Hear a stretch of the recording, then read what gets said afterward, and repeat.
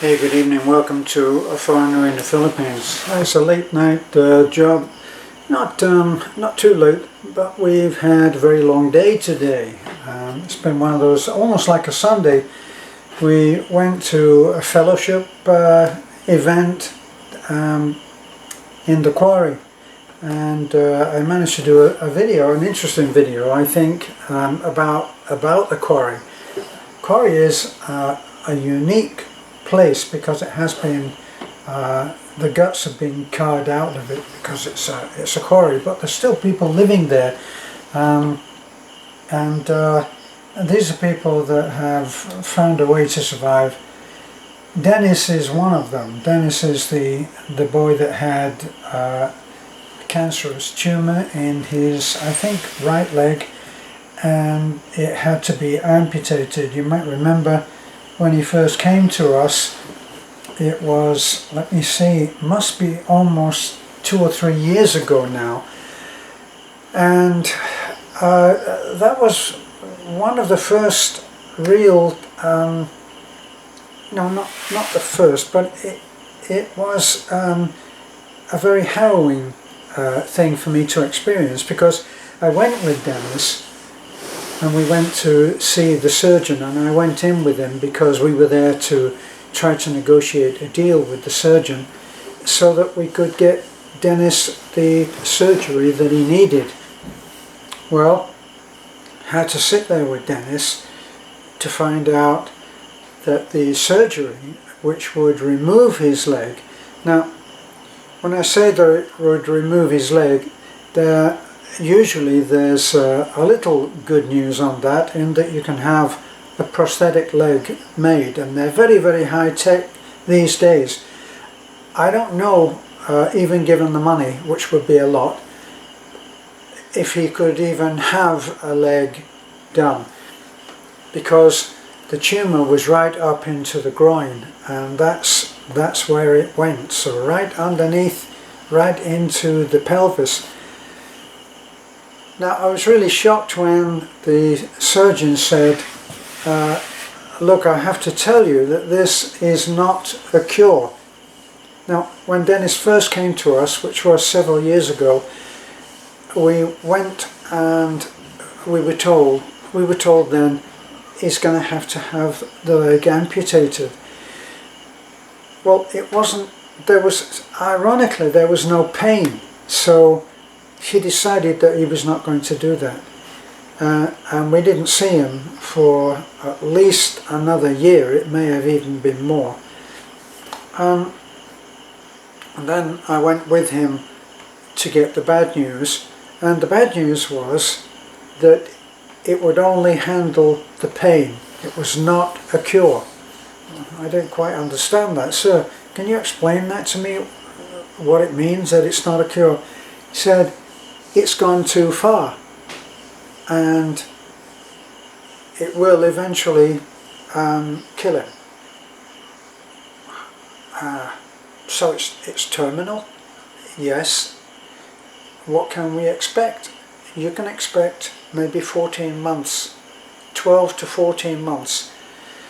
Whew, boy, that was difficult for me to listen to as well. Dennis was a complete hero.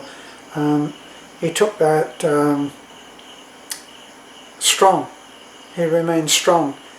He went in, we saw him the day after he'd had that really drastic surgery, and he was still smiling, no complaints and everything. Now, the reason I saw him today was because somebody hit him when he was on his motorcycle. He has a motorcycle with a sidecar. So he was on his trike. It damaged the bike quite a lot, and I went today to check up on our friend Nestor, who is doing the repair, and he's doing the repair, and I hope it's going to be very kind, because Nestor shares something in common with Dennis. Nestor has, he still has his leg. Let me see, is it the left leg? I'm really not quite sure with Nestor. But it's actually atrophied, it's completely useless, and he gets around the workshop incredibly on crutches and does all of the work that he does with really effectively only one leg.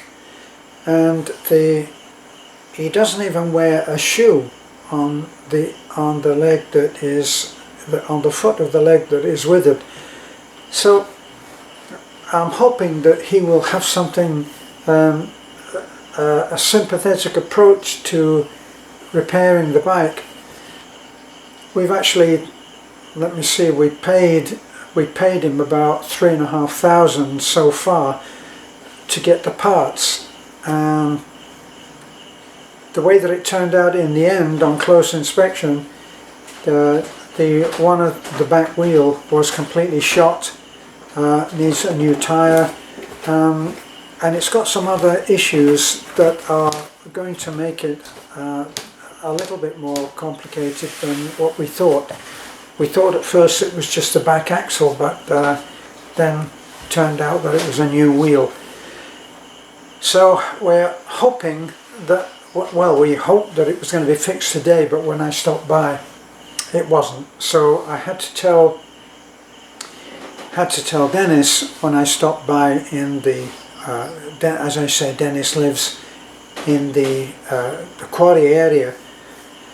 I had to tell him that the bike probably will be ready on Tuesday. They told me at Nesta's son-in-law told me, it'll be ready on Monday probably. Yeah, probably. So anyway, I dropped everybody off at the quarry, and then I had to go in and I had stuff to do in Taliban, which I went in and did. Had to get money. We don't keep any large sums of money around. As soon as we have to pay something out, we go in, get the money, pay it out, and it's gone. So that was one of my chores to do. And actually there was one funny thing that happened when I went in, but this was yesterday. Yesterday I took our pussycat, not my name for the cat, but Beth thinks in a different way, and she calls it Pussycat. And the Pussycat has been a mom too many times, and she's just had a litter of 2 kittens, and we've been watching her very carefully, and we'd been in to see the vet, and the vet had said yes, we can fix her now. So I went in on Friday and I thought that that was it. But I'd already talked to her also that if we didn't know when the pussycat, the female, could be fixed, was it possible, maybe it made sense to have the male fixed.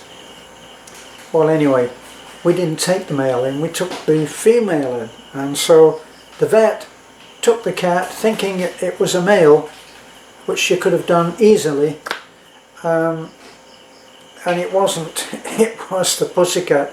So now it has to be Sunday, which makes Sunday another very, very busy day, because we have to go up to the Village of Hope orphanage, and we got to take some stuff up there. So today, very, starting off with the fellowship meeting where we went. I've got to say that I go there, I drop everybody off, and then I usually go and do chores in Taliban, which I did today, and then I went back.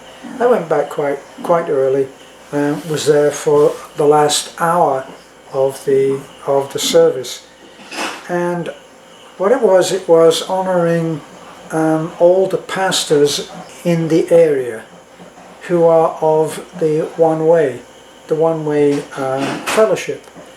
And so there were many pastors called up onto the stage and honoured. What really communicated to me, and this is what got me thinking differently when I came to the Philippines, was the sincerity of the congregation. The congregation don't just murmur, they really sing. They know the songs. They really sing. I found the songs strangely, because at one time I used to be a little bit derogatory in my descriptions. I always said that they were dripping with sincerity. But since I came to the Philippines and heard Filipinos sing, I had to say that it really was very touching, and it was today. And then afterwards we had a lovely dinner, lunch, Filipino cooking, which I enjoy. Don't enjoy so much. I don't enjoy the lechon, which is pork, but that's a favourite. That's the favourite, the item on the menu that will pull in any number of Filipinos, because they love the lechon. Beth would live and die for lechon. Me, not so much, because I'm not very into fat. But the rest of the cooking, really, really good. And then we went up. What we had done first thing in the morning, we'd gone up to where the well, that community where the well is, and we invited the slightly older children that are there, which we've become very familiar with, and we invited them to come to the fellowship, which they did, and they had a great time. And then afterwards, because they are important in wanting them to expand their way, we took them up to the safe place for the family, the five. We've called them the five. The five kids that were in that extremely upsetting, emotional, highly emotional thing with the police and all of that. And we took them up, and they were reunited with the five who were taken away. It was extremely touching to see them, because rather than being seen as meeting with friends, they look more like family. They looked like they were all brothers and sisters. It was that close, hugging, holding, sitting with their arms around each other. Very beautiful to see. And after that, we went up and we dropped them off at home, and we had a look at the well, which you will have seen the repair that was done on that. We decided in the end it was a no-brainer.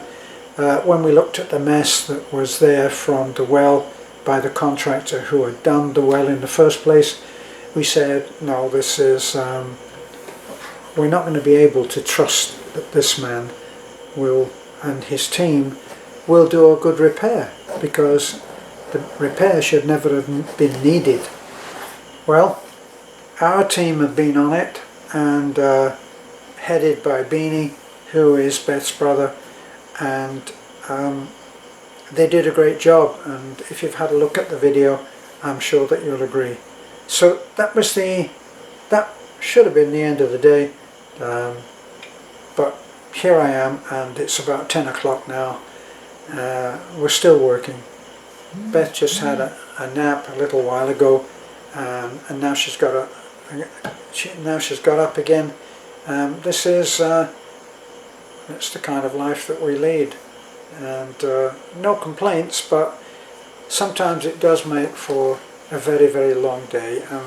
These days we are trying to have a little time together. I mean, we're always together anyway, but we're always busy doing something else, and we've been doing that something else for quite a few weeks, non-stop it seems. So tomorrow will be the same. We'll go to church, Our church project is coming along very well. We've reached the point where we've been able to get the materials to start welding the metal framework for the roof, and that is supposed to start, I think, on Monday. Not quite sure, but quite possibly we'll start on Monday, and probably looking at least a week's work there, or possibly 10 days. We'll have to see what happens. So that brings me to the end of the day. I expect I will be doing some more stuff. I'm going to have a cup of tea with Beth. She likes hot chocolate. So good night for now, and thanks for looking in. Bye bye.